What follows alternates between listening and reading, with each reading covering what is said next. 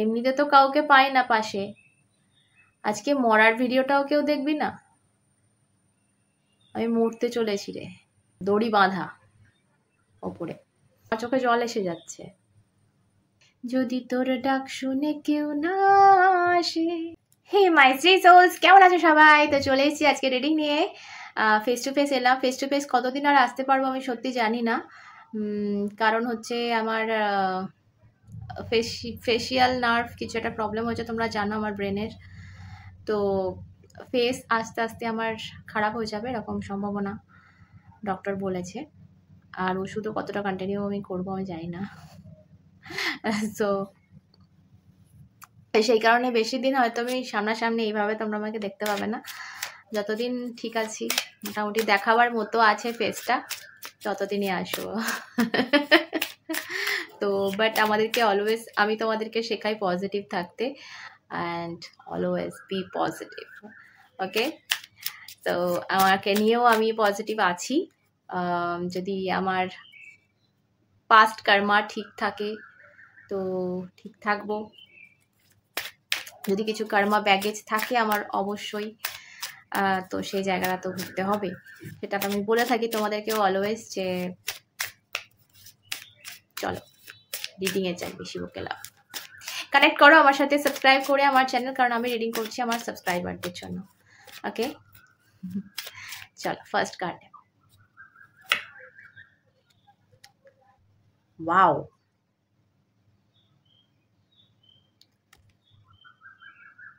serendipity. Wow, come to the edge, bottom of the deck. আজকে কি সুন্দর সুন্দর কার্ড আসছে গো। ফার্স্ট মেসেজটা আমি যেটা পাচ্ছি এখানে সেটা হচ্ছে তোমরা একদম ধারে চলে এসেছো, একদম ধারে, মানে এটা বলছে কাম টু দ্য এজ, মানে ধারে চলে এসেছো, বা ধারে এসো, ধারে চলে এসো, একদম ধারে। আচ্ছা, ধারে বলতে কি এখানে বোঝানো হচ্ছে? শেষ মুহূর্ত। তো যে কোনো ক্ষেত্রে, সেটা লাইফের যে কোনো এরিয়াই হতে পারে, তোমার যেটা ফিল হচ্ছে যে আমি একদম শেষ মুহূর্তে দাঁড়িয়ে রয়েছি, বা এখানেই কি সবকিছু শেষ, এরকম যদি ফিল হয় তো ইয়েস, এটাই এন্ড, এটাই শেষ, এটাই এজ। এরপর কিন্তু শূন্য, এবং এই শূন্যে তুমি হয়তো মনে করছো তুমি ভাসবে না, ডুববে না, মরবে না, বাঁচবে। তো সেখানে সেরেন্ডিপিটির কার্ডটা আমাকে বলে দিচ্ছে যে এমন কিছু আনএক্সপেক্টেড জিনিস তোমার প্রাপ্য হয়ে রয়েছে। ওই যে বললাম প্রথমেই কার্মার কথাটা, মুক্তি আমার এমনি এমনি কিছুই বেরোয় না, ঠিক আছে? তো এমনি এমনি বেরোয়নি ওটা। কার্মার শুভ ফল ওয়েট করছে, মিষ্টি মিষ্টি আমের মরশুম এটা, তো ওয়েট করছে তোমাদের জন্য, ঠিক আছে? হিমসাগর আম।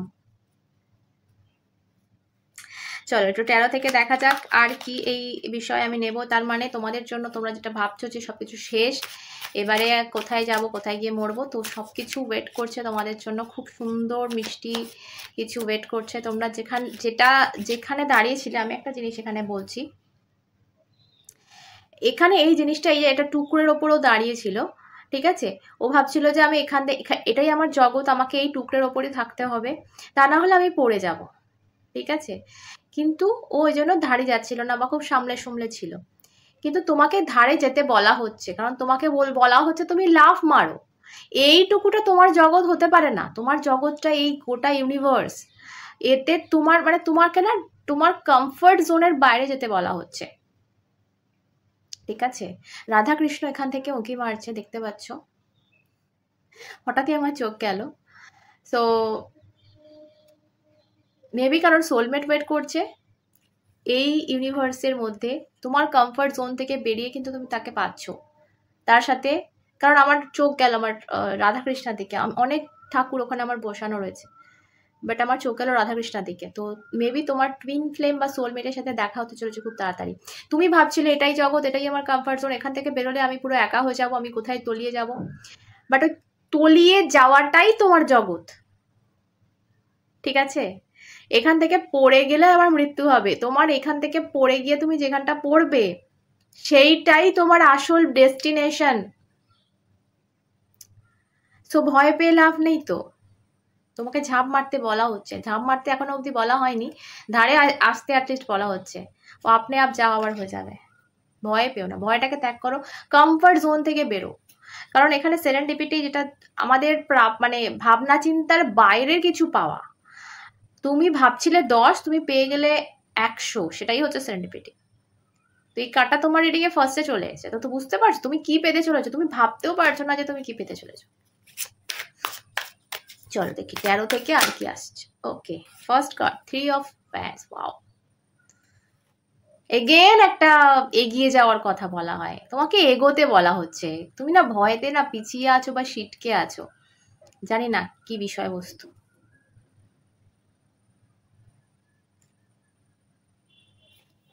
এক সেকেন্ড।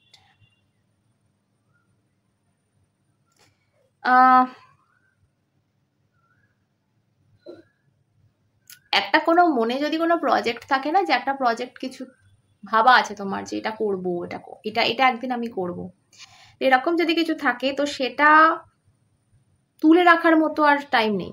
মানে তোমাকে বলা হচ্ছে যে সেটা এবার কমপ্লিট করার মতো টাইম এসে গেছে, তোমাকে সেটাতে লেগে পড়তে হবে।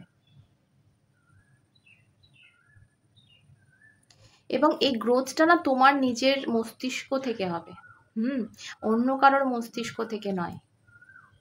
নিজের মস্তিষ্ক প্রসূত আইডিয়া দিয়েই কিন্তু তোমার সেই গ্রোথটা। আর একটা জিনিস আমি এখানে একটা গান আমার চ্যানেল হচ্ছে এখন এই মুহূর্তে, যদি তোর ডাক শুনে কেউ না আসে তবে একলা চলো রে। সো কেন চ্যানেল হলো, কোনো কারণে নিশ্চয়ই হয়েছে।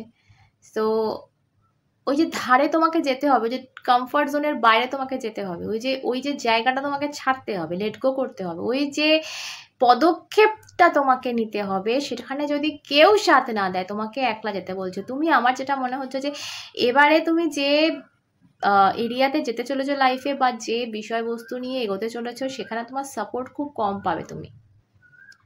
সেটা তোমার প্রিয়জনেরা হোক, বাইরের কেউ হোক, সাপোর্টটা একটু কম পাচ্ছ,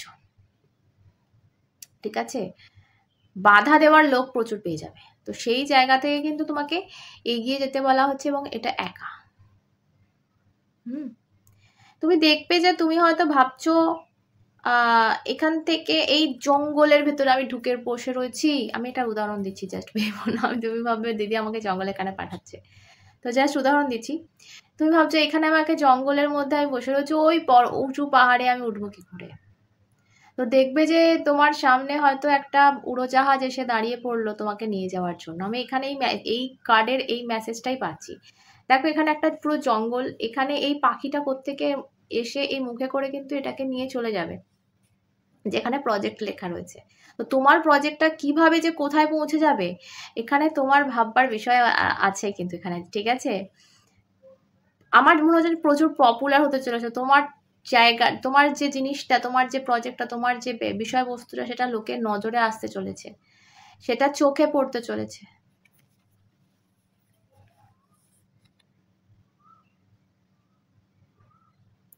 bottom of the deck emperor card. So definitely যেটা বললাম আমি, এগেন কনফার্মেশন সাইন, একটা পদোন্নতি আমি বলবো। কারো কারো ক্ষেত্রে, আমি জবের ক্ষেত্রে যারা দেখছো, প্রমোশন বাধা ধরা লিখে রাখো। বা তোমার প্রমোশন না হলেও সেই তোমার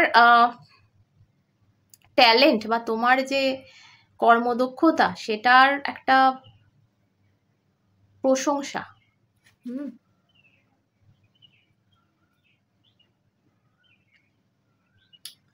আমি আর একটা জিনিস বলবো, এখানে তোমাদের লিডারশিপ, আমি একটা লিডারশিপ দেখতে পাচ্ছি। অনেকে সেই জায়গায় যাচ্ছ, তুমি একটা জন্মগত লিডার, আর এটা তুমি যদি এখনো অবধি না জানো তো আর কবে জানবে। জেনে নেওয়ার টাইম এসে গেছে। তুমি কি নিয়ে, কি ট্যালেন্ট নিয়ে জন্মেছো, কি তোমাকে ডিভাইন অলরেডি তোমার মধ্যে পুট করে পাঠিয়েছে, সেই জিনিসগুলো তোমার জানা উচিত, বোঝা উচিত। নাহলে তুমি তোমার রিয়েল যে অরিজিনাল ভোকেশন, সেটা খুঁজেই পাবে না। তুমি এদিক ওদিক হাতড়াচ্ছ, এই কাজ করছো, সেই কাজ করছো, শান্তি পাচ্ছ না, ভালো লাগছে না। সো কিভাবে পাবে? তোমার অ্যাকচুয়াল পথে তোমাকে যেতে হবে। আমি এতদিন অনেক কিছু করেছি আমার লাইফে। আমি অ্যাক্টিং করেছি, সিঙ্গিং করেছি, আমি কসমেটোলজি করেছি, মানে বিউটিশিয়ান, মেকআপ আর্টিস্টের কাজ করেছি আমি। আচ্ছা, মডেলিং করেছি, হাউস ওয়াইফও ছিলাম। ঠিক আছে, মানে যা যা অনেক কিছু, যা যা হয় সব কিছু না, বাট টিচারই করেছি, ইয়েস টিচারিও করেছি, থেরাপিস্টের কাজ করেছি, লেজার থেরাপিস্ট। বাট আমার উন্নতি হয়নি, বরং দেখেছি যে ওই করতে করতে আবার একটা ছেড়েছি, একটা ধরেছি, এরকম কাজ একটা করতে করতে মন ভরেনি, ছেড়ে দিয়েছি, অন্য একটা করেছি। ঠিক স্যাটিসফ্যাকশন ছিল না ভেতর থেকে। আজকে আমি ক টাকা কামাচ্ছি আমি জানি না, বাট আমার ভেতর থেকে শান্তি লাগে যে আমি যেটা করছি সেটাতে আমি স্যাটিসফাইড। আর এটাতে যদি আমি 2 টাকা কামাই, এই 2 টাকাটা আমার কাছে ওপরওয়ালার তুল্য। ঠিক আছে, তো সেইখানে আসল ভোকেশনটার খোঁজা ভীষণ ইম্পর্টেন্ট আমার, তোমার, সবার। যে আমার পেশাটা এটা হওয়া উচিত, কারণ আমি এই জন্য জন্মেছি। আজকে 5টা লোক আমার কথা শুনছে, 5টা লোক কেন, 5,000 লোক বলবো, কারণ আমার মোটামুটি গড়ে ভিউ আমি 5K আমার চ্যানেলে, 5,000 তো এখনো অবধি। তো সেখানে এই যে 5,000টা লোক আমার কথা শুনছো তোমরা, এটা কি বড় পাওনা নয়? অনেক বড় পাওনা। তাতে আমার 2 টাকা কম লাভ হলে আমার কোনো যায় আসে না। আর এটা কেন আজকে হয়েছে? কারণ আমি আমার সঠিক ভোকেশনটা খুঁজে পেয়েছি। এতগুলো মানুষের জন্য আমাকে যদি কিছু স্যাক্রিফাইস করতে হয়, তো কিছু পয়সা কম আমি রোজগার করলাম, ঠিক আছে, চলো। এতগুলো মানুষের হেল্প হচ্ছে, এতগুলো মানুষের ভেতরে পজিটিভিটি আমি দিতে পারছি, এটা তো মানে ভগবানের আশীর্বাদ। এটা উপরওয়ালা আর আশীর্বাদ না থাকলে এটা সবাই পারে না, সবার ভাগ্যে জোটে না। সো আমি গ্রেটফুল ফর দ্যাট। ভীষণ ভীষণ আমার চোখে জল এসে যাচ্ছে। তোমাদের এত ভালোবাসা, এত একটা আজকে আমি সত্যি কথা বলছি, এমন একটা মানুষ আছে,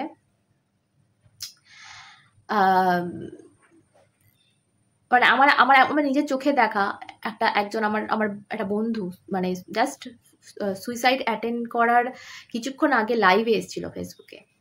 আর সে লাস্ট একটা কথা বলছে যে ভাই কেউ তো দেখ আমার লাইফটা, এমনিতে তো কাউকে পাই না পাশে, আজকে মরার ভিডিওটাও কেউ দেখবি না? আমি মরতে চলেছি রে। ততক্ষণে ওর ওখানে দড়ি বাঁধা ওপরে। তো আমি দেখেছি অনেক পরে, তখন সে আর নেই এই দুনিয়ায়। সো এরকম মানুষের নিঃসঙ্গতা, সেইখানে আজকাল দুনিয়ায় মানে হাজার একটা, সেইখানে আমি এতটা লাকি যে আজকে আমার কিছু হলে বা আমার পরিবারের কারোর কিছু হলে তোমাদের হাজার একটা কমেন্ট, ভালো হয়ে যাক তাড়াতাড়ি, দিদি সুস্থ হয়ে ওঠো, মানে আমি লিটারালি কাঁদবো না তো কি করবো, চোখে জল আসছে সিরিয়াসলি, মানে এতটা লাকি আমি। আর এটা ডিভাইনের আশীর্বাদ ছাড়া আমার আজকে ওই যে বললাম না প্রথমেই তোমাদের রিডিং এর শুরুতে, যে কর্মা যদি ব্যাগেজ থাকে, আমার ফেস একদিকটা ডক্টর বলেছে, হ্যাঁ, তো যেটা বলছিলাম ভিডিওটা কেটে গেল, যে ডক্টর বলেছে যে একটা দিক মুখটা অসুন্দর হয়ে যাবে আর কি, বিগড়ে যাবে। তো সেটা যদি আমার কর্মা ব্যাগেজ থাকে হবে, তো যেমন সেটাও অ্যাকসেপ্টেবল আমার জন্য, আমি অ্যাকসেপ্ট করব, তেমনি এত সুন্দর আশীর্বাদ ডিভাইনের, এটাও আমার কোনো না কোনো সেই কর্মা আছে বলেই আজকে আমি পাচ্ছি। এটা সবাই পায় না, সত্যি কথা বলতে। অনেকে অনেক ভালো কাজ করেও কিন্তু এই অ্যাপ্রিসিয়েশনটা পায় না, বা এই ভালোবাসাটুকু পায় না, জোটে না তাদের। আমার কমেন্টে কিন্তু আমি ভরে ভরে তোমাদের ভালোবাসা পাই। অনেকে ফালতু বকে, সেটা ইগনোর করা যায়, কারণ এত বেশি, তার তুলনায় এত বেশি তোমাদের ভালোবাসা। তো আমি ভীষণ ভীষণ লাকি মনে করি নিজেকে। কিছু কিছু তো অবশ্যই ভালো কাজ করে এসেছি, তার জন্য এটা আমার আসছে প্রাপ্য। সো তো সেটাই আর কি, তোমাদের যেটা বলছিলাম, যে কি বলছিলাম, আমি ভটকে গেলাম আমার কথা বলতে বলতে। যাই হোক, কার্ড দুটো দেখে আমার মনে পড়ছে যে তোমাদের যে প্রজেক্টটা আছে না, সেটার জন্য তোমাদের অ্যাকচুয়াল ভোকেশনটা খুঁজতে হবে। অ্যাকচুয়াল তোমরা কি করতে চাইছো, মানে কি জন্য জন্মেছো, ডিভাইন তোমাদের কি জন্য জন্ম দিয়েছে, সেটা যদি তোমরা খুঁজে পেয়ে যাও একবার না, ওই বললাম উড়োজাহাজটা এসে তোমার প্রজেক্টটা নিয়ে পাহাড়ে রেখে দেবে। তোমার যদি ঠ্যাংও খোঁড়া হয়, তোমাকে উঠতে হবে না, তোমাকে নিয়ে যাবে উড়োজাহাজ। তোমাকে তুমি ভাববে, বলবে যে আমি জাস্ট উদাহরণ দিচ্ছি, বোঝো, এটা আমি প্র্যাকটিক্যাল একটা ওয়েতে উদাহরণ দিচ্ছি। তোমাদের সিচুয়েশন এটা তোমরা বসিয়ে নেবে। অনেকে বুঝতে পারে না ব্যাপারটা যে দিদি কি বলছে, সেই জন্য বললাম। ধরো তুমি খোঁড়া, তোমার ঠ্যাং নেই, তোমার লাঠি নেই, তুমি কি করে ভাবছো হুইল চেয়ারে করে আমি পাহাড়ে উঠবো কি করে একা? তো হুইল চেয়ারও নেই, ধরো তুমি কি করে উঠবে? তো সেখানে দেখা গেল যে কেউ কোলে করে তোমাকে উঠিয়ে নিয়ে চলে গেল, মানে এটাই হচ্ছে কর্মা। এবং এই সেকেন্ড কথা হচ্ছে তোমার সঠিক পথে থাকা।